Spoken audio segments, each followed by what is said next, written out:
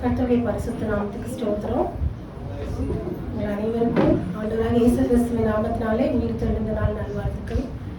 இன்னைக்கு நம்ம இந்த உயிர்த்தெழுந்த நாள் குறித்து நம்ம பார்க்கும்போது நம்ம லூக்கால ஒரு வசனத்தை வாசிப்போம். லூக்கா 24 அதிகாரம் 2ஆம் வசனம். லூக்கா 24:2 வாசிப்போமா? கல்லறை அடைத்திருந்த கல் புரட்டி தள்ளப்பட்டிருக்கிறதை கண்டு உள்ளே பிரவேசித்து கர்த்தராகிய இயேசுவின் சரீரத்தை காணாமல் அதை குறித்து மிகுந்த கலக்கம் அடைந்திருக்கையில் பிரகாசமுள்ள வஸ்திரம் தரித்த 2 பேர் அவர்கள் அருகே நின்றார்கள். நம்ம பார்க்கும்போது நம்ம இப்பதான் அது குறித்து இந்த சம்பவத்தை வாசிச்சோம். நம்ம வாரத்தின் முதலாம் நாள் அதிகாலையிலே அவங்க என்ன பண்றாங்க, கந்த வர்க்கங்கள் எல்லாம் எடுத்துக்கொண்டு என்ன பண்றாங்க, மகதலேனா மரியாள், அதுக்கப்புறம் யாக்கோபின் தாயாகிய மரியாள், இவங்க எல்லாரும் என்ன பண்றாங்க, ஆண்டவருடைய சரீரத்துக்கு அந்த கந்த வர்க்கங்களை அந்த சுகந்த வாசனையை கொடுக்கணும் அப்படின்னு சொல்லி அவங்க என்ன பண்றாங்க, எடுத்துட்டு வரும்போது அவங்க வந்து பாத்தீங்கன்னா அந்த கல்லறை வந்து என்ன பண்ணியிருக்காங்க, பெரிய ஒரு கல்லுனால மூடப்பட்டு இல்ல. அவங்க இதை குறித்து நம்ம வாசிக்கும் போது நம்ம மார்க்ல வாசிச்சோம்ல, மார்க் 16 அதிகாரத்துல 2ஆம் வசனத்துல நம்ம வாசிக்கும் போது அவங்க வர்றதை நம்ம பாக்குறோம். அதே மாதிரி வரும்போது அவங்க என்ன பண்றாங்க, பேசிட்டே வராங்கல்ல, கல்லறையின் வாசல் இருக்கிற கல்லை நமக்காக எவன் புரட்டி தள்ளுவான் என்று ஒருவரோடு ஒருவர் சொல்லி கொண்டார்கள். ஏன்னா அந்த கல்லு வந்து பாத்தீங்கன்னா மிகவும் பெரிதா இருந்தது. இது எப்படி நம்மளால தனியா தள்ள முடியும்? ஏன்னா அவங்க பாத்தீங்கன்னா 3 பேர் வந்து அவங்க யாரு, ஸ்திரீகளுமா அவங்க என்ன பண்றாங்க, இந்த சலோமே, மகதலேனா மரியாள், இயேசுவின் தாயாகிய மரியாள், அதுதான் யாக்கோபின் தாயாகிய மரியாள் அப்படின்னு இருக்கும். இப்போ 3 பேர் நம்ம வந்து ஸ்திரீகளா இருக்கோமே, எப்படி இந்த கல்லை நம்மளால வந்து புரட்டி தள்ள முடியும் அப்படின்னு சொல்லிட்டு அவங்க என்ன பண்றாங்க, அவங்க வரும்போது அந்த வாசல்ல இருக்க கல்லு வந்து பாத்தீங்கன்னா இங்க நம்ம வாசிக்கிற மாதிரி அது எப்படி இருந்துதான், அது புரட்டி தள்ளப்பட்டிருக்குது இல்ல. அப்போ அவங்க எந்த எஃபர்ட்டும் போடல, ஆண்டவரை பார்க்கணும்ன்ற அந்த ஒரு இது மட்டும்தான் அவங்களுடைய இருதயத்துல இருக்கு. எப்படி நம்ம இதானா உள்ள போக போறோம், பெரிய கல் அடைச்சிருக்கே அப்படின்னு சொல்லி அவங்க கலக்கத்தோட வரும்போது அன்னைக்கு காலையிலே பாத்தீங்கன்னா அந்த கல் எப்படி இருந்துதான் புரட்டி தள்ளப்பட்டிருக்கிறது நம்ம பார்க்கிறோம். இது குறித்து நம்ம மத்தேயுல வாசிக்கும் போது, மத்தேயுல 28 அதிகாரத்துல இதே சம்பவத்தை நம்ம வாசிக்கும் போது தேவதூதன் என்ன பண்றான், அந்த கல்லை புரட்டி தள்ளி அதன் மேல ஏறி உட்கார்ந்து இருக்கிறத நம்ம காண முடியும். மத்தேயு 28ல 2-6 வரைக்கும் நம்ம இதை குறித்து வாசிச்சோம் அப்படின்னா. ஸோ நம்ம நிறைய இந்த ரிசர்க்ஷன் டே மெசேஜஸ் நம்ம நிறைய கேட்டிருப்போம்ல, இந்த உயிர்த்தெழுந்த செய்தி நம்ம நிறைய விதமா நம்ம கேட்டிருப்போம். இன்னைக்கு நம்ம இதுல என்ன தொட்ட அந்த வார்த்தை என்ன அப்படின்னு பாத்தீங்கன்னா, அந்த கல் வந்து புரட்டப்பட்டிருக்கிறத பார்த்தாங்க. அதுதான் நம்ம இன்னைக்கு பார்க்க போறோம். அப்ப என்னென்ன மாதிரியான கல்லு வந்து ஆண்டவர் நமக்காக புரட்டி இருக்காரு அப்படிங்கிறத, உயிர்த்தெழுந்த இயேசு கிறிஸ்து நமக்காக என்னென்ன காரியங்கள் எல்லாம் வந்து புரட்டி இருக்கிறார், எந்தெந்த கல்லெல்லாம் அவர் எடுத்து போட்டிருக்காரு அப்படிங்கறத குறித்து தான் நம்ம இன்னைக்கு பார்க்க போறோம். ஸோ இதை குறித்து நம்ம பார்க்கும்போது முதலாவது நம்ம வாசிப்போம் எபேசியர் 2ஆம் அதிகாரம் 14ஆவது வசனம். அவரே நம்முடைய சமாதான காரணராகி இருதயத்தாரையும் ஒன்றாக்கி பகையாக நின்ற பிரிவினையாகிய நடுசுவரை தகர்த்து. இங்க பாத்தீங்கன்னா முதல்ல நம்ம என்ன பாக்குறோம், பகையாக நின்ற பிரிவினையாகிய நடு சுவர். சுவர் அப்படின்னும் போது சுவர் பொதுவாகவே சுவர் எதனால கட்டுவாங்க, கற்களினால்தான் சுவர் கட்டப்படும்ல. அப்போ அவர் என்ன பண்றாரு, முதல்ல பிரிவினையாகி அந்த கல்லை என்ன பண்றாரு, அவர் தகர்த்து போடுகிறார் அப்படிங்கறத நம்ம குறித்து பார்க்க போறோம். சோ முதல்ல நம்ம என்ன கல் பார்க்க போறோம் அப்படின்னா, பிரிவினையாகிய கல் இல்ல, கல் புரட்டப்பட்டிருக்கிறத பார்த்தார்கள் அப்படின்னு பார்க்கணும். அதுல முதலாவது நம்ம பார்க்க போறது பிரிவினையாகிய கல். இதை குறித்து நம்ம பார்க்கும் போது ஆண்டவர் மனுஷனை என்ன பண்ணாரு, தெய்வ சாயலா சிருஷ்டித்தார். அவங்கள பாத்தீங்கன்னா டெய்லி ஆண்டவர் என்ன பண்றாரா, விசிட் பண்ணிட்டு இருக்காரு. டெய்லி வந்து அவங்க என்ன பண்றாங்க, ஆண்டவரோடு கூட நெருங்கி உறவாடுகிற ஒரு ஜீவியம் தான் அவங்களுக்கு இருந்திருக்கு. ஆனா எப்போ மனுஷனுக்குள்ள பாவம் பிரவேசித்ததோ அப்போ ஆண்டவர் என்ன பண்றாரு, எப்பயும் போல சாயங்கால வேலையில அவங்களோட பேசி உலாவறதுக்காக அவர் என்ன பண்றாரு, ஏதேன் தோட்டத்துக்கு வராரு. இதை குறித்து நம்ம ஆதியாகமம் 3ஆம் அதிகாரத்துல நம்மளால இந்த சம்பவங்களை வாசிக்க முடியும். அப்ப ஆண்டவர் வரும்போது அவங்க 2 பேர் என்ன பண்றாங்களாம், ஆண்டவர் கூப்பிடுறாரு, ஆதாமே எங்க இருக்கு அப்படின்னு சொல்லிட்டு எப்பயும் போல. ஆனா ஆதாம் என்ன பண்றாரு, ஆண்டவரை பாக்குறதுக்கு அவருக்கு என்ன இல்லை, தைரியம் இல்லை. எதனால, அவருக்குள்ள பாவம் உட்பிரவேசித்ததுனால அவன் என்ன பண்ணான், ஆண்டவரை விட்டு விலகி தன்னை மறைத்து கொள்ளுகிறத நம்ம பார்க்கிறோம். அப்ப முகமுகமா ஆண்டவரோடு கூட உறவாடி ஆண்டவரை பார்த்து அப்படி இருந்த மனுஷன் பாவம் வந்ததுக்கு அப்புறம் அவங்க என்ன பண்றாங்க, அந்த ஆண்டவரை விட்டு ஒளிஞ்சிக்கிற ஒரு சூழ்நிலையை நம்ம பார்க்கிறோம். அப்போ ஆதாம் வந்து என்ன பண்றான், ஆண்டவரை விட்டு ஒளிந்துக்கிறான். அப்ப ஆண்டவர் கேட்கிறாரு, நான் செய்யாதேன்னு சொன்ன அந்த பழத்தை நீ சாப்பிட்டியா, புசிக்காதேன்னு சொன்னத அப்படின்னு கேட்கும் போது அவங்க என்ன பண்றாங்க, மாறி மாறி குற்றம் சுமத்தும் போது ஆண்டவர் என்ன பண்றாரு, மனுஷனை அந்த ஏதேன் தோட்டத்தை விட்டு துரத்தி அதுக்கு என்ன பண்ணாரா, காவல் வைத்தார் அப்படின்னு இருக்கு.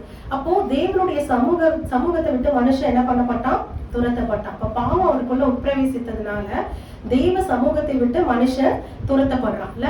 அதுக்கப்புறம் பாத்தீங்கன்னா அந்த ஆண்டவருக்கும் மனுஷனுக்கும் இருக்க ரிலேஷன்ஷிப் பாத்தீங்கன்னா முன்னாடி இருந்த மாதிரி இல்லைல்ல. ஒரு சில பேர் ஆண்டவர் வந்து என்ன பண்றாரு, சூஸ் பண்ணி அவங்களோட தான் ஆண்டவர் பேசுறாரு. எல்லாரும் ஆண்டவர் என்ன பண்ண முடியல, பார்க்க முடியல. ஏன்னா மோசேவே வந்து ஆண்டவர் என்ன கேட்கிறாரு, நான் உங்களுடைய மகிமையை நான் பார்க்கணும் அப்படின்னு சொல்லி மோசே கேட்கறத நம்ம பார்க்கணும். இதை குறித்து நம்ம வாசிச்சோம் அப்படின்னா யாத்ராகமத்துல 33 அதிகாரம் 18ஆம் வசனத்துல இருந்து நம்ம இதை வாசிக்க முடியும்.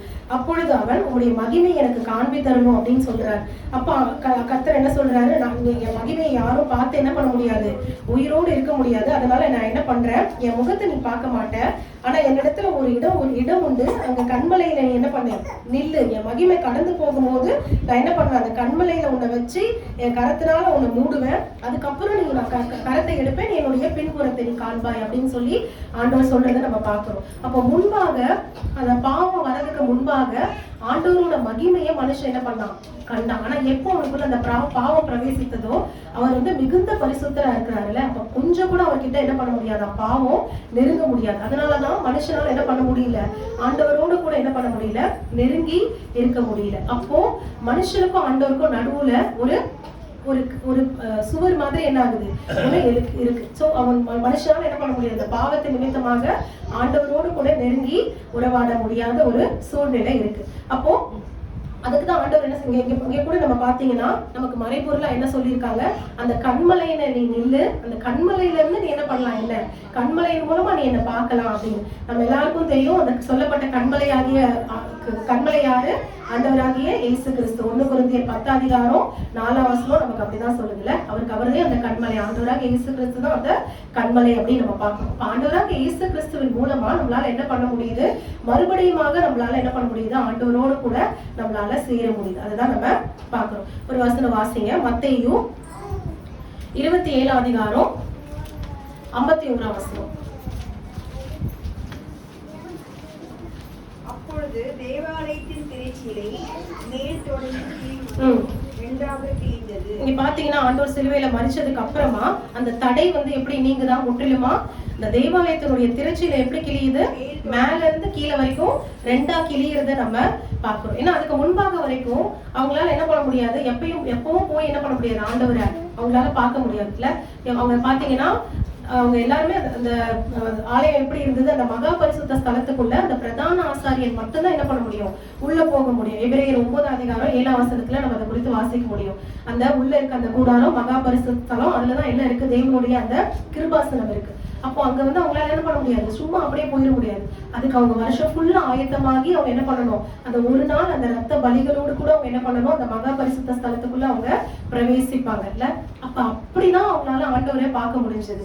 ஆனா இன்னைக்கு ஆண்டவர் நமக்காக மரிச்சது நிமித்தம் அவர் என்ன பண்ணிருக்காரு, இந்த பிரிவினை அப்படிங்கிற ஆண்டவருக்கும் மனுஷனுக்கும் இருக்க அந்த பிரிவினைன்ற கல் ஆண்டவர் என்ன பண்ணிருக்காரு, எடுத்து போட்டிருக்காருல்ல. அதை எடுத்து போட்டு இன்னைக்கு நம்மளால ஆண்டவர் என்ன பண்ண முடியுது, நம்மளால பார்க்க முடியுதுல்ல. நீங்க அதை குறித்து ஒரு வசனம் வாசிங்க, 2 கொரிந்தியர் 3ஆம் அதிகாரம் 18ஆம் வசனம். நம்மளால ஒரு கண்ணாடியை போல அவருடைய மகிமையை பார்க்க முடியுது அப்படின்னு இருக்கும். 2 கொரிந்தியர் 3:18. எல்லாரும் திறந்த முகமாய் கர்த்தருடைய மகிமையை கண்ணாடியிலே காண்பது போல கண்டு ஆவியா இருக்கிற கர்த்தரால் அந்த சாயலாக தானே மகிமைக்கே மகிமை அடைந்து மகிழ்வப்படுவோம். சோ நம்மளால ஆண்டவருடைய மகிமையை ஒரு கண்ணாடியை போல நமக்கு இன்னைக்கு பார்க்க முடியுது அப்படின்னா ஆண்டவர் என்ன பண்ணிருக்காரு, நமக்காக நம்மளுடைய பாவங்களுக்காக மரித்து அவர் உயிர் கொடுத்தது நிமித்தம், நம்மளுடைய பாவத்தை ஜெயித்து அவர் சிலுவையில உயிரோடு எழுந்தது நிமித்தமாக அந்த பகை அப்படிங்கிற அந்த சுவரை ஆண்டவர் என்ன பண்ணிருக்காரு, நமக்காக தகர்த்து போட்டிருக்காருல்ல. அந்த பிரிவினையின் சுவர் நமக்காக தகர்த்தப்பட்டிருக்கிறத நம்ம பார்க்கிறோம். 2வது ஆண்டவர் என்ன கல்லை எடுத்து போடுகிறார் அப்படின்னு நம்ம பார்க்க போறோம். எசேக்கியேல்ல ஒரு வசனம் வாசிங்க, எசேக்கியேல் 36ஆம் அதிகாரம் 26ஆம் வசனம். எசேக்கியேல் 36:26. உங்களுக்கு நவமான இருதயத்தை கொடுத்து உங்கள் உள்ளத்தில் புதிதான ஆவியை கட்டளையிட்டு கல்லான இருதயத்தை உங்க மாம்சத்திலிருந்து எடுத்து போட்டு சதையான இருதயத்தை உங்களுக்கு கொடுப்பேன் அப்படின்னு சொல்றாரு. இங்க 2வது நம்ம என்ன பாக்குறோம், கல்லான இருதயம் இல்ல. இப்ப மனுஷனுடைய இருதயம் பாத்தீங்கன்னா இருக்க எப்படி இருக்கு, கடினப்பட்டு அது கல்லான ஒரு இருதயமா இருக்கு, உணர்வு இல்லாம.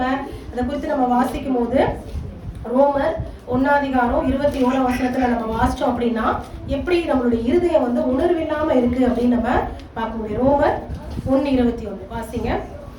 அவர்கள் தேவனை அறிந்தும் அவரை தேவன் என்று மகிமைப்படுத்தாமலும் ஸ்தோத்தரியாமலும் இருந்து தங்கள் சிந்தனைகளினாலே வீணரானார்கள். உணர்வில்லாத அவருடைய இருதயம் இருந்தது. அப்ப ஏன் அந்த இருதயம் வந்து கல்லாச்சு? இருதயத்துல என்ன இல்ல? உணர்வு இல்லைல்ல. அந்த உணர்வு இல்லாததுனால அந்த இருதயம் எப்படி இருக்கு? கல்லா இருக்குல்ல. நம்ம பார்வனை குறித்து நம்ம பார்க்கும்போது அவன் இருதயம் எப்படி இருந்ததா? இருதயம் இருக்க கடினப்பட்டு இருந்தது அப்படிங்கறத நம்ம பார்க்கறோம்ல.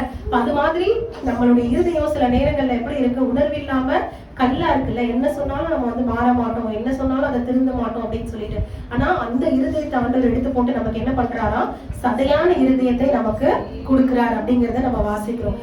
ஏசாயால நம்ம ஒரு வசனம் வாசிப்போம். ஏசாயா 6ஆம் அதிகாரம் 9ஆம் வசனம் 10ஆம் வசனம். என் புறாவோ ஏசாயா 6.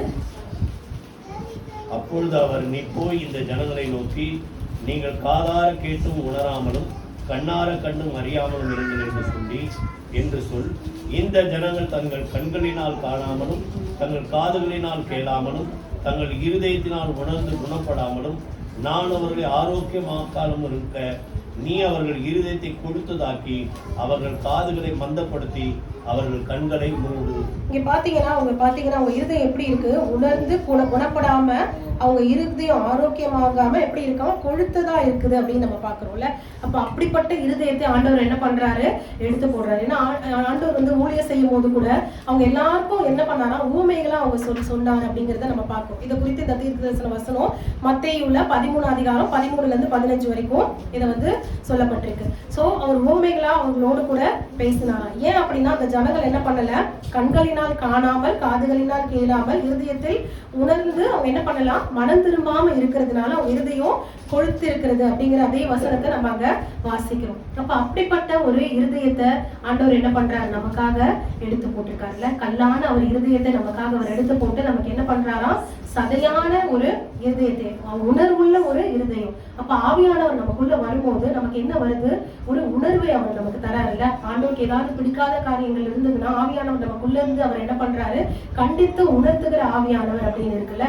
அப்ப ஆண்டவர் என்ன பண்றாரு? இது தவறு, இது சரி அப்படிங்கறது நமக்கு உள்ள இருந்து கண்டித்து உணர்த்துகிறார். அப்ப அதன் மூலமா நம்ம என்ன பண்றோம்? நம்ம இருதயம் அதன் மூலமா அதை கேட்டு நம்ம அதுக்கு எது தப்போ எது கரெக்டோ அதை கரெக்டா நம்ம என்ன பண்றோம்? நம்ம செய்யறோம்ல. அப்ப ஆண்டவர் நமக்குள்ள இருக்கிறது நிமித்தமாக இந்த கல்லான இருதயத்தை எடுத்து போட்டு நமக்கு சதையான உணர்வுள்ள இருதயத்தை ஆண்டவர் கொடுக்கிறார் அப்படின்னு பாக்குறோம். 3வது நம்ம வாசிச்சோம் அப்படின்னா கொலோசியர் 2ஆம் அதிகாரம் 14வது வசனம். கொலோசியர் 2:14. நமக்கு எதிரிடையாகவும் கட்டளைகளால் நமக்கு விரோதமாகவும் இருந்த கையெழுத்தை குலைத்து அதை நடுவில் இராதபடிக்கு எடுத்து சிலுவையின் மேல் ஆணி அடித்து துரைத்தனங்களின் அதிகாரங்களை உருந்து கொண்டு வெளியரங்கமான போல மாற்றும் அவைகளின் மேல் சிலுவையிலே வெற்றி சிறந்தார். ஆண்டவர் என்ன பண்ணாரா? நமக்கு விரோதமா இருந்த அந்த கையெழுத்தை குலைத்து அதை நடுவில் இராதபடிக்கு ஆணி எடுத்து அவர் என்ன பண்ணாரா? அவைகளின் மேல் சிலுவையிலே வெற்றி சிறந்தார் அப்படின்னு இருக்கு. சோ இங்க பாத்தீங்கன்னா இதை குறித்து நம்ம பார்க்கும்போது நம்ம வந்து நியாயப்பிரமாணங்களை குறித்து நம்ம பாக்குறோம். அவங்க அன்னைக்கு பாத்தீங்கன்னா நியாயப்பிரமாணங்கள் எல்லாம் எதுலதான் எழுதி இருந்தாங்க? கற்பலகையில தான் என்ன பண்றாங்க? நியாயப்பிரமாணங்களை ஆண்டவர் என்ன பண்றாரு? எழுதி கொடுக்குறாருல்ல. இப்ப இந்த நியாயப்பிரமாணத்தை குறித்து நம்ம பார்க்கும்போது அந்த நியாயப்பிரமாணத்தை நம்ம அறிகிறதுனால நம்மளுக்கு என்ன உண்டு? நம்ம அந்த நியாயப்பிரமாணத்தின்படி நம்ம செய்யணும். அப்படி நம்ம செய்யல அப்படின்னா நமக்கு என்ன வருமா? ஆக்கினை தீர்ப்பு நமக்கு வரும் அப்படின்னு சொல்லிட்டு நம்ம வாசிக்கிறோம். இது குறித்து நம்ம இன்னும் கொஞ்சம் டீட்டெயிலா நம்ம வாசிக்கணும் அப்படின்னா ரோமர்ல நம்ம வாசிப்போம். 7ஆம் அதிகாரம் 4ஆம் வசனம். ரோமர் 7. அதுக்கு முன்பாக ஒரு வசனம் வாசிப்போம். 2 கொரிந்தியர் 3:6ஆம் வசனம். 2 கொரிந்தியர். புது உடன்படிக்கையில் ஊழியக்காரராய் இருக்கும்படி அவரே எங்களை தகுதி உள்ளவராக்கினார். அந்த உடன்படிக்கை எழுத்துக்குரியதாய் இராமல் ஆவிக்குரியதா இருக்கிறது. எழுத்து கொள்ளுகிறது, ஆவியோ உயிர்ப்பிக்கிறது. இங்க பாத்தீங்கன்னா நம்ம என்ன வாசிக்கிறோம்? எழுத்து கொள்ளுகிறது, ஆனால் ஆவியோ நம்மளை உயிர்ப்பிக்கிறது. அப்போ நமக்கு அந்த ஆக்கினைக்குள்ளாக நம்ம தீர்க்கப்படாமல் நம்மள இந்த ஆவி என்ன பண்ணுதா? உயிர்ப்பிக்கிறதா இருக்கிறது அப்படிங்கிறத நம்ம வாசிக்கிறோம்ல. நீங்க அதை குறித்து நம்ம வாசிக்கும் போது இந்த ரோமர்ல வாசிப்போம். ரோமர் 7ஆம் அதிகாரம் 4ஆம் வசனத்துல இருந்து நம்ம வாசிச்சோம் அப்படின்னா, அப்படியானால் என் சகோதரரே, நீங்கள் மரித்தோரிலிருந்து இந்த கிறிஸ்து என்னும் வேறொருடையவராகி தேவனுக்கென்று நம்ம கனி கொடுக்கும்படி கிறிஸ்துவின் சரீரத்தினாலே நம்ம என்ன பண்றோம், நியாயப்பிரமாணத்துக்கு நம்ம மரித்தவர்களா இருக்கோம். நம்ம மாம்சத்திற்கு உட்படுத்துற காலத்துல நம்ம நியாயப்பிரமாணத்தினால நம்ம பாத்தீங்களா நம்மளால என்ன பண்ண முடியல, அதை நம்மளால என்ன பண்ண முடியல, நம்ம அவயங்கள்ல நம்மளால அதை இது பண்ண முடியல. இப்பொழுதும் நம்ம பழமையான எழுத்தின்படி அல்ல, புதுமையான அது வாசிங்க 6ஆம் வசனம், புதுமையான ஆவியின்படி ஊழியம் செய்யத்தக்கதாக நம்மை கட்டியிருந்த நியாய பிரமாணத்துக்கு நாம் மரித்தவர்களாகி நம்ம அதுல இருந்து என்ன பண்றோமா, விடுதலையாக்கப்பட்டிருக்கோம் அப்படின்னு சொல்லி நமக்கு வேதம் சொல்லுது.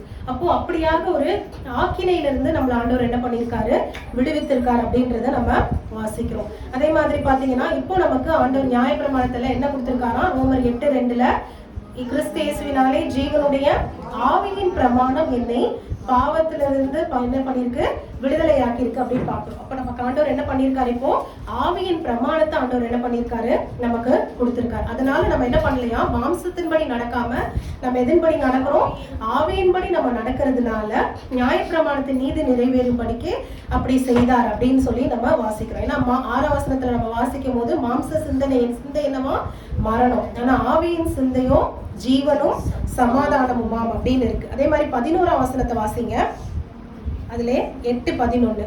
அன்றையும் இயேசுவை மரித்தோரிலிருந்து எழுப்பினருடைய ஆவி உங்களில் வாசமாய் இருந்தால் கிறிஸ்துவை மரித்தோரிலிருந்து எழுப்பினவர் உங்களில் வாசமாய் இருக்கிற தம்முடைய ஆவியினாலே சாவுக்கேதுவான உங்கள் சரீரங்களையும் உயிர்ப்பிப்பார். சோ ஆண்டவர் என்ன பண்றாரு, இதனால சாவுக்கேதுவான நம்மளுடைய சரீரங்களையும் ஆண்டவர் என்ன பண்றாரா, உயிர்ப்பிக்கிறார். சோ நம்ம பார்த்த மாதிரி எழுத்து என்ன பண்ணுதான், கொள்ளுகிறது, ஆனா ஆவியோ நம்மள உயிர்ப்பிக்கிறது. அப்ப அந்த நியாயப்பிரமாணம் ஆக்கினை தீர்ப்பில் இருந்து ஆண்டவர் நம்மளை விடுவித்து என்ன பண்றாரா, நம்மள உயிர்ப்பிக்கிறார் அப்படிங்கறத நம்ம பார்க்கிறோம். சோ 3வது நம்ம பார்த்தது என்னது, இந்த நம்மள ஆக்கினை தீர்க்கும் கல். அப்ப நம்மள ஆக்கினை தீர்க்கிற அந்த கல்லில் இருந்து ஆவியானவர் நம்மள என்ன பண்றாரா, நம்மள விடுதலையாக்குகிறார். அப்போ ஆண்டவர் நமக்குள்ள இருக்கிறதுனால நம்மளால என்ன பண்ண முடியும், அந்த பாவத்தை மேற்கொள்கிறதுக்கு ஆண்டவர் என்ன பண்றாரு, நமக்கு பலன் கொடுக்குறாருல்ல. ஏன்னா நம்ம பாத்தீங்கன்னா நியாயப்பிரமாணத்திலேயாவது ஆண்டவர் என்ன சொல்றாரு, ஒரு ஸ்திரீயோட விபச்சாரம் செஞ்சாதான் பாவம் அப்படின்னு சொல்றாரு. ஆனா இயேசு கிறிஸ்து என்ன சொல்றாரு, நம்ம ஒரு ஸ்திரீயை தப்பா நம்ம பார்த்தாலே அது என்னது, பாவம் அப்படின்னு நமக்கு புதிய பாடல ஆண்டவர் சொல்றாருல்ல. அப்ப அப்படி இருக்கும்போது நம்மளால அதை எப்படி மேற்கொள்ள முடியுது, ஆண்டவர் நமக்குள்ள இருந்து அந்த பாவத்தை அவர் ஜெயிச்சதுனால நம்மளால என்ன பண்ண முடியுது, அந்த பாவத்தை ஜெயிக்க முடியுதுல்ல. அப்போ அந்த பாவ சிந்தனை வராம நம்ம இருதயத்துல ஆண்டவர் இருக்கிறதுனால அந்த ஆவியில நமக்கு பலன் கொடுத்து இந்த ஆவியின் பிரமாணத்தின்படி நம்மளால என்ன பண்ண முடியுது, அந்த பாவத்தை நம்மளால மேற்கொள்ள முடியுது. அப்போ இதுதான் நம்ம 3வது பார்த்தது, என்னது, நியாயம் தீர்க்கிற அந்த கல்லை ஆண்டவர் என்ன பண்றாரு, எடுத்து போடுறாரு அப்படின்னு பார்க்கிறோம். 4வது நம்ம வாசிக்கும் போது இது குறித்து நம்ம பைபிள் ஸ்டடியில கூட நம்ம பார்த்தோம் இல்ல, லாசருவை குறித்து நம்ம வாசிச்சோம். யோவான் 11 அதிகாரத்துல 39வது வசனத்துல இயேசு என்ன சொல்றாரு, கல்லை எடுத்து போடுங்கள் என்றார். மரித்தவருடைய சகோதரி ஆகிய மார்த்தாள் என்ன சொல்றா, அவரை நோக்கி இப்பொழுது 4 நாள் ஆயிற்றே அப்படின்னு சொல்லி என்ன பண்றாங்க, அவங்க சொல்றாங்க. அப்போ ஆண்டவர் என்ன பண்றாரு, ஒரு அற்புதத்தை செய்யறதுக்காக என்ன பண்றாரு, அங்க அந்த பெத்தானி ஊருக்கு ஆண்டவர் வராருல்ல, அந்த மார்த்தாள் மரியாளுடைய வீட்டுக்கு லாசர் இருந்து நிமித்தம் ஆண்டவர் லாசருவை உயிரோடு எழுப்பணும்னு வராரு. ஆனா தடையா என்ன இருக்கு, அந்த கல்லு என்ன பண்ணுது, தடையா இருக்குல்ல. அப்போ அதுல 40ஆம் வசனத்துல ஆண்டவர் என்ன சொல்றாரு, இயேசு அவளை நோக்கி நீ விசுவாசித்தால் தேவனுடைய மகிமையை காண்பாய் என்று மெய்யாக நான் உனக்கு சொல்லவில்லையா. ஏன்னா அவள் அந்த ஊருக்குள்ள வரும்போதே மார்த்தாள் என்ன பண்றா, எதிர்கொண்டு போய் நீங்க இங்க இருந்தீங்கன்னா என்ன பண்ணிருக்க மாட்டா, என்னுடைய சகோதரன் மறைத்திருக்க மாட்டான், உயிரோடு இருப்பான் அப்படின்னு சொல்லிட்டு அவங்க என்ன சொல்றாங்க, ஆனாலும் நீங்க தேவனிடத்தை கேட்டுக்கொள்வதென்மோ அது அவங்களுக்கு சந்தருவார் அப்படின்னு சொல்றாங்க. அப்பவே ஆண்டவர் என்ன பண்றாரு, சொல்றாருல்ல மார்த்தாள்கிட்ட, இயேசு அவளை நோக்கி 23ஆம் வசனத்துல உன் சகோதரன் உயிர் தெழுந்திருப்பான் அப்படின்னு சொல்லிட்டு அவர் சொல்றாரு. ஆனா மார்த்தாளால என்ன பண்ண முடியல, அதை விசுவாசிக்க முடியல, அவங்களால அதை நம்ப முடியல. அவங்க என்ன சொல்றாங்க, அதுக்கு உயிர் தெழுதல் நடக்கும், கடைசி நாள்ல என்ன பண்ணுவான், என் சகோதரனும் உயிர் தெழுவான், இப்போ செத்து போய் 4 நாள் ஆச்சு, அவனால எப்படி உயிரோட எழும்ப முடியும் அப்படின்னு அவங்களுக்குள்ள என்ன இருக்கு, ஒரு அவிசுவாசம் இல்ல. அப்போ இன்னைக்கு நிறைய அற்புதங்கள் நடக்காத படிக்க தடையா இருக்கிற என்ன கல் தடையா இருக்கு, அவிசுவாசம் அப்படிங்கிற ஒரு கல்லுதான் அந்த அற்புதத்தை நிகழ்த்தக்கூடாத படிக்கு தடையா இருக்குல்ல. இப்ப இந்த அவிசுவாசம்ன்ற கல்லை எடுத்து போட்டுட்டோம் அப்படின்னா என்ன பண்ண முடியும், அந்த அற்புதம் நமக்கு நடக்கும்ல. அந்த விசுவாசம் நமக்குள்ள இருந்ததுன்னா ஆண்டவர் என்ன சொல்றாரு, விசுவாசத்தோடு நம்ம அந்த மலையை பார்த்து பெயர்ந்து சமுத்திரத்துல தள்ளுண்டு போ அப்படின்னு சொன்னாலும் அது நமக்கு நடக்கும் அப்படின்னு ஆண்டவர் சொல்றாருல. மார்க் 11:23 ஆண்டவர் சொல்றாரு, ஒரு கடுகளவு விசுவாசம் நமக்கு இருந்தாலும் அந்த மலையை பார்த்து நம்மளால பெயர்ந்து சமுத்திரத்துல தள்ளுண்டு போன்னு சொன்னா அது நடக்கும் அப்படின்னு சொல்றாரு.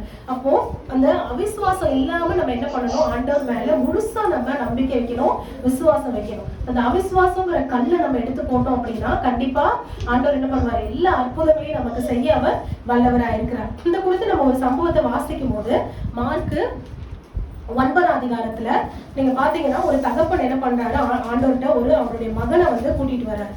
அவன் பாத்தீங்கன்னா அந்த செவிடு ஊமையான ஒரு வியாதி உள்ள ஒரு மகனை என்ன பண்றாரு, கூட்டிட்டு அவங்களுடைய சீஷர்கள்ட்ட என்ன பண்றாரு, குணப்படுத்தும்படி கேட்கிறாரு. ஆனா அவங்க சீஷரால குணப்படுத்த முடியலன்னு என்ன பண்றாரு, திரும்ப ஆண்டவர்கிட்ட கூட்டிட்டு வரதை நம்ம பாக்குறோம். மார்க் 9ஆம் அதிகாரம் 20ஆம் வசனத்துல இருந்து நம்ம இதை குறித்து வாசிக்கும் போது, இது எவ்வளவு காலமா இருக்கு அப்படின்னு சொல்லி அவர் கேட்கும் போது, இது சின்ன வயசுல இருந்தே இருக்கு, என்ன பண்றாங்க, இதனால தீயிலையும் தண்ணியிலையும் தள்ளுது அப்படின்னு சொல்லி என்னுடைய மகனை நீங்க என்ன பண்ணணும், எப்படியாவது மனதிறங்கி உதவி செய்யணும் அப்படின்னு சொல்லி கேட்கும் போது இயேசு என்ன பண்றாரு, அவங்க அப்பாவை பார்த்து கேட்கிறாரு, நீ விசுவாசிக்க கூடுமானால் ஆகும், விசுவாசிக்கிறவனுக்கு எல்லாம் கூடும் அப்படின்னு சொல்றாரு. அப்ப விசுவாசிச்சுன்னா உன் வாழ்க்கையில என்ன பண்ணும், இது நடக்கும். ஏன்னா விசுவாசிக்கிறவனுக்கு எல்லாமே நடக்கும் அப்படின்னு சொல்லும் போது பிள்ளையின் தகப்பன் என்ன சொல்றாரு, நான் விசுவாசிக்கிறேன் ஆண்டவரே, என் அவிசுவாசம் நீங்கும்படி உதவி செய்யும் அப்படின்னு சொல்லி என்ன பண்றான், கண்ணீரோடு அவன் என்ன பண்றான், சத்தமிட்டு சொன்னான் அப்படின்னு நம்ம வாசிக்கிறோம். அப்போ நான் விசுவாசிக்கிறேன், ஆனா எனக்குள்ள என்ன இருக்கு, கொஞ்சம் அவிசுவாசம் இருக்கு. அப்ப அந்த அவிசுவாசம் என்ன பண்ணணும், முழுசா நீங்கணும். அந்த அவிசுவாசம் நீங்குச்சு அப்படின்னா என்ன பண்ண முடியும், ஆண்டவருடைய அந்த வல்லமையை நம்ம முழுசா நம்மளால அனுபவிக்க முடியும். அந்த அற்புதங்களை செய்யற தெய்வன், ஏன்னா அவர் உயிரோடு இருக்கும்போது அவர் அவ்வளவு அற்புதங்களை செஞ்சாரு. இப்ப அவர் உயிர் தெளிந்து பிதாவின் வலது பாரசத்துல என்ன பண்றாரு, வீட்டில் இருக்கிறாரு. அப்ப அவருக்கு எவ்வளவு வல்லமை இருக்குல்ல, அவ்வளவு வல்லமை அவருக்கு கொடுக்கப்பட்டிருக்கு. அந்த வல்லமை நம்ம வாழ்க்கையில விளங்கணும் அப்படின்னா நம்ம என்ன பண்ணணும், நம்ம அந்த அவிசுவாசங்கிற கல்லை நம்ம எடுத்து போட்டு நம்ம என்ன பண்ணணும், விசுவாசிக்கணும்ல. இன்னைக்கு நம்ம படிக்கும் போது அந்த நாகமான குறித்து கூட நம்ம பார்த்தோம்ல. ஏன்னா அவர் நாகமான்ட்ட என்ன சொல்றாரு, நீ போய் என்ன பண்ணு, யோர்தான்ல 7 தடவை முங்குனினா உனக்கு சுகமாயிரும் அப்படிங்கும் போது அவனால என்ன பண்ண முடியல, அந்த சின்ன விஷயத்த என்ன பண்ண முடியல, நம்ப முடியல. எனக்கு சீரியா தேசத்துல ஆறு இல்லைன்னு சொல்லிட்டா நான் இங்க என்ன பண்ணணும், யோர்தான்ல நான் முங்கணும் அப்படின்னு சொல்லி அவருக்குள்ள ஒரு அவிசுவாசம் இருக்கு. அப்ப அவர் வேலைக்காரன் என்ன சொல்றாரு, நீங்க இதை செஞ்சுதான் பாருங்களேன் அப்படின்னு சொல்லும் போது அவர் என்ன பண்றாரு, அதுக்கு கீழ்படுகிறத நம்ம பார்க்கிறோம். அப்போ நம்ம அந்த மாதிரி அவிசுவாசத்தை நம்ம எடுத்து போட்டோம் அப்படின்னா நம்மளால என்ன பண்ண முடியும், ஆண்டவருடைய எல்லா அற்புதங்களையும் நம்மளால பெற்றுக்கொள்ள முடியும். சோ 4வது அவிசுவாசங்கிற கல்லை நம்ம என்ன பண்ணணும், எடுத்து போடணும் அப்படின்னு பார்க்கணும். அடுத்து பாத்தீங்கன்னா 5வது நம்ம வாசிச்சோம் அப்படின்னா ஆதியாகமத்துல நம்ம ஒரு சம்பவத்தை வாசிப்போம். ஆதியாகமம் 29ஆம் அதிகாரம் 10ஆம் வசனம். யாக்கோபு தன் தாயின் சகோதரனான லாபானுடைய குமாரத்தியாகிய ராகேலையும் தன் தாயின் சகோதரனாகிய லாபாயின் நாடுகளையும் கண்டபோது யாக்கோபு போய் கிணற்றின் வாயிலிருந்த கல்லை புரட்டி தன் தாயின் சகோதரனாகிய லாபானின் நாடுகளுக்கு தண்ணீர் காட்டினான். அப்போ அங்க பாத்தீங்கன்னா என்ன இருந்தது, எப்படி அவங்க அந்த ஆடுகளுக்கு எல்லாம் தண்ணீர் காட்டுறாங்க, பெரிய கிணறு தோண்டியிருப்பாங்க. அதுல அந்த கிணத்துடைய வாய் பாத்தீங்கன்னா எதுலாக மூடப்பட்டிருக்கு, பெரிய கல்லுனால மூடப்பட்டிருக்கு. அப்ப அந்த கல்லை புரட்டினாதான் அதுல இருந்து என்ன பண்ண முடியும், தண்ணிய எடுத்து அந்த தண்ணியே என்ன பண்ண முடியும், அந்த ஆடுகளுக்கு கொடுக்க முடியும், கொடுக்கல. அப்போ அந்த தண்ணி வெளியே அந்த ஆடுகளுக்கு கிடைக்க கூடாதபடிக்கு என்ன மூடி இருக்கு, அந்த கல்லு என்னாகி மூடி இருக்குல்ல. அப்போ அந்த கல்லை புரட்டினதுனால ஒரு ஆடுக்கு மெயினா என்ன தேவை, நல்ல தண்ணி தேவை, அதே மாதிரி புல்லு தேவையில்ல. அதான் 23ஆம் சங்கீதத்துல நம்ம வாசிக்கிறோம், புல்லுள்ள இடங்களில் அவர் நம்ம மேய்த்து அமர்ந்த தண்ணீர்கள் அப்படின்னு நம்ம கொண்டு போய் விடுகிறார். அப்ப ஆடுக்கு என்ன தேவை, ஒரு தண்ணி தேவை. அப்ப ஆடுக்கு தேவையான அந்த தண்ணி ஒரு கல்லுனால என்ன பண்ணிருக்கு, மூடப்பட்டிருக்கு. அப்ப அதே மாதிரி நமக்கு நிறைய தேவைகள் இருக்கலாம் இல்ல, வாழ்க்கையில நமக்கு நிறைய தேவைகள் இருக்கு. நம்ம ஒவ்வொரு நாள் ஆண்டவர்கிட்ட நம்ம ஜோம் பண்றோம்ல, இதுதான் ஆண்டவர் நம்மளோட வாழ்க்கையில செய்யணும். பொருளாதார விதமா இருக்கலாம், இல்லாட்டினா வேலையா இருக்கலாம், இல்ல குடும்ப காரியங்களா இருக்கலாம். இந்த மாதிரி நிறைய விஷயங்கள் நமக்கு தேவைகள் உள்ளது இல்ல. இந்த தேவைகள் எல்லாம் ஒரு கல்ல போல நமக்கு அடைப்பட்டிருக்கிறத நம்ம பார்க்கணும். அப்ப எப்படி அந்த யாக்கோபு அந்த கல்லை புரட்டி அந்த ஆடுகளுக்கு தண்ணீர் காட்டினாரோ அதே மாதிரி ஆண்டவர் எனக்கு என்ன பண்ணிருக்காரு, எல்லாத்தையும் அவர் சிலுவையில வெற்றி சிறந்து அவர் உயிரோடு எழுந்திருக்காரு. அப்ப ஆண்டவர் நமக்காக அந்த தடையா இருக்கிற எல்லா கற்களையும் ஆண்டவர் என்ன பண்ணுவார், நமக்காக புரட்டி தள்ளி நமக்கு என்ன பண்ணுவாரு, எந்த காரியங்கள் நமக்கு தடைப்பட்டிருக்கோ, என்ன நன்மைகள் நமக்கு பெறக்கூடாதபடிக்கு தடையா இருக்கோ அது எல்லாவற்றையும் ஆண்டவர் என்ன பண்ணுவார், நமக்கு அந்த நன்மைகளை நமக்கு கொடுப்பார் அப்படின்னு நம்ம வாசிக்கிறோம். நம்ம எல்லாருக்கும் தெரிஞ்ச வசனம்ல பிலிப்பியர் 4:19 என் தேவன் தம்முடைய ஐஸ்வர்யத்தின்படி அவர் என்ன பண்றாராம், நம்முடைய குறைவுகள் எல்லாவற்றையும் மகிமையில என்ன பண்றாரு, அவர் நிறைவாக்குகிறார். அப்ப நமக்கு எந்த குறை இருந்தாலும் அவர் என்ன பண்றாரு, எல்லாத்தையும் சிலுவையில சுமந்து அவர் நமக்கு தீர்த்தது நிமித்தம் அவர் என்ன பண்றாரு, எல்லா தரித்திரங்களையும் வறுமைகளையும் அவர் என்ன பண்ணிட்டாரு, நீக்கிட்டாரு இல்ல.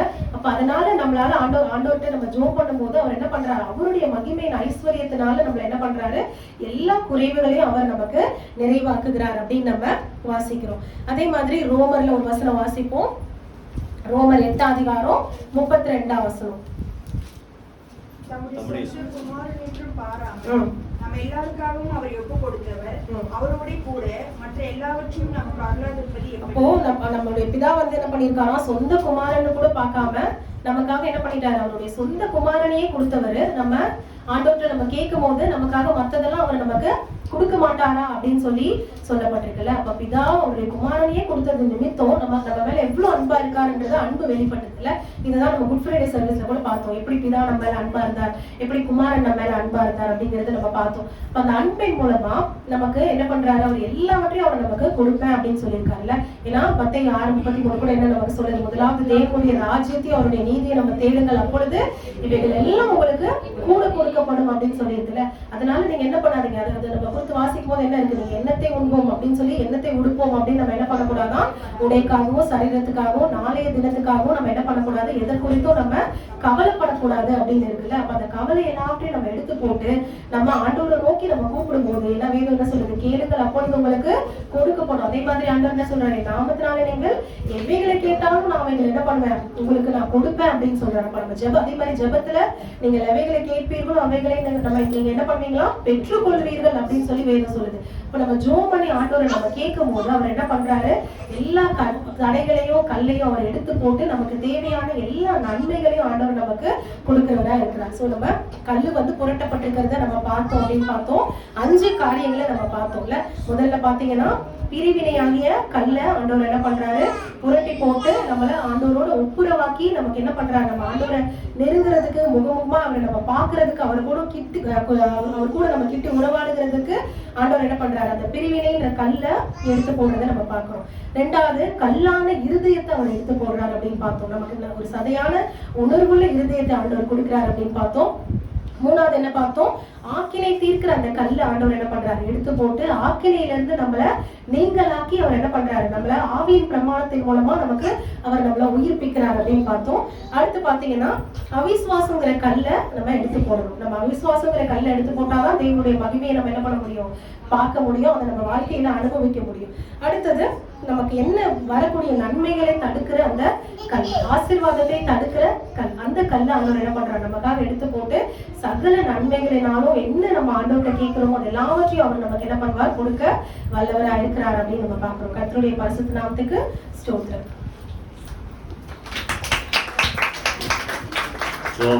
ஹல்லேலூயா. இந்த கல் புரட்டி தள்ளப்பட்டது, தேவனால் புரட்டி தள்ளப்பட்டது. தேவ தூதன் அனுப்பி உயிர்த்தெழுந்த ஆண்டவர் உங்களுக்கு முன்னால புறப்பட்டு போயிட்டாரு, அவர் சத்த சரீரமா உள்ள இல்லை அப்படின்றத காட்டினார். ஹல்லேலூயா. அதே போல ஆண்டவர் நமக்காக புரட்டி தள்ளின அநேக கற்கள் கொடுத்து நம்ம பார்க்கிறோம். ஹல்லேலூயா. பிரிவினையாகிய கல்ல ஆண்டவர் புரட்டி தள்ளி இருக்கிறார். நம்முடைய பாவங்கள் அவருக்கும் தேவனுக்கும் நடுவுல நமக்கு நடுவுல பிரிவினை உண்டாக்குறது. இந்த பாவமாகிய கல் என்ன செய்யணும், புரட்டி தள்ளப்படணும். அதற்காக இயேசு நமக்காக பரிகார பலியானார். கல்லான இருதயம் இருக்கிற வரைக்கும் ஆண்டவருடைய ஆசீர்வாதத்தை நம்ம பெற்றுக்கொள்ள முடியாது, உணர்வடைய முடியாது. இந்த கல்லான இருதயத்தை நம்ம தான் எடுத்து போடணும். ஆனா அதே அவர் தான் செய்யறார். இருந்தாலும் அதுக்கு நீங்க உங்களை ஒப்பு கொடுங்க. எல்லாத்துக்கும் மேல ஆக்கினை தீர்ப்பு கொடுக்கிற இந்த கையால் எழுதப்பட்ட அந்த கையெழுத்தை ஆண்டவர் குலைத்து ஆவியின் பிரமாணத்தின்படி கர்த்தர் நம்மை ஆசீர்வதிக்கிறார். எல்லாத்துக்கும் மேல ஆசீர்வாதம் ஆண்டவர் எல்லாத்தையும் உண்டு பண்ணி வைத்து விட்டார். எல்லாம் முடிந்தது சொன்ன ஆண்டவர் எல்லாத்தையும் சேர்த்து நமக்கு உண்டாக்கி வைத்திருக்கிறார். அதை சுதந்திரித்துக் கொள்ள என்ன தடையா இருக்குதோ அந்த தடையை நீக்கி நம்ம ஆசீர்வாதத்தை பெற்றுக்கொள்வோம். கரங்கள் வைத்து கர்த்தரை ஸ்தோத்திரம் பண்ணுவோமா? ஆண்டவரே உமக்கு நன்றி செலுத்துறோம். உயிர் தெழுந்த உம்மை எல்லா ஜனங்களும் காணும்படியாக கல்லறையின் கல் புரட்டி தள்ளப்பட்டது போல ஆண்டவரே எங்களுக்கு வர வேண்டிய ஆசீர்வாதங்கள், நன்மைகளை ஆண்டவரே வர தடையா இருக்கிற எல்லா தடையான கற்கள் இயேசுவின் நாமத்தினாலே நீங்கி போவதாக. உணர்வுள்ள இருதயத்தை கர்த்தர் கொடுப்பீராக. ஆக்கினை தீர்ப்பு கொடுக்கிற அந்த கல்லிலே எழுதப்பட்டதை கர்த்தர் நீக்கி எங்களுக்காக பலியாகி ஆண்டவரே அந்த ஆக்கினை தீர்ப்பிலிருந்து, நரக ஆக்கினை கர்த்தரைகளை விடுதலையாக்கி இருக்கிறீர். அதற்காக உமக்கு நாங்கள் நன்றி செலுத்துகிறோம். வர வேண்டிய நன்மைகளை ஆண்டவரே கர்த்தாவை தடை செய்ய எல்லா தடைகளை ஜெபத்தின் மூலமா நாங்கள் மேற்கொண்டு ஆசீர்வாதங்களை சுதந்திரித்துக் கொள்ள கர்த்தர் கிருபை தருவீராக. உடைய நாமம் மகிமைப்படுவதாக. இயேசு கிறிஸ்து ஜீவனுள்ள ஜெயமுள்ள நாமத்தில் ஜெபிக்கிறோம் நல்ல பிதாவே. ஆமென், ஆமென். நம்முடைய கர்த்தராகிய இயேசு கிறிஸ்துவின் கிருபையும் பிதாவாகிய தேவனுடைய அன்பும் பரிசுத்தாவியனுடைய அந்யோன்ய ஐக்கியமும் நம்மளோடும் சகல பரிசுத்தாவியரோடும் கூட ஆண்டவராகிய இயேசு கிறிஸ்து வருகப்பட்டு இருப்பதாக. ஆமென், ஆமென். என் ஆத்துமாவே கர்த்தரை ஸ்தோத்திரி, என் முழு பரிசுத்த நாமத்தை ஸ்தோத்திரி. என் ஆத்துமாவே கர்த்தரை ஸ்தோத்திரி, அவர் செய்த சகல உபகாரங்களை மறவாதே. ஆமென், ஆமென். அனைவருக்கும் ஆண்டவராகிய இயேசுவின் நாமத்தினாலே உயிர்த்தெழுந்த நாள் வாழ்த்துக்கள். God bless you.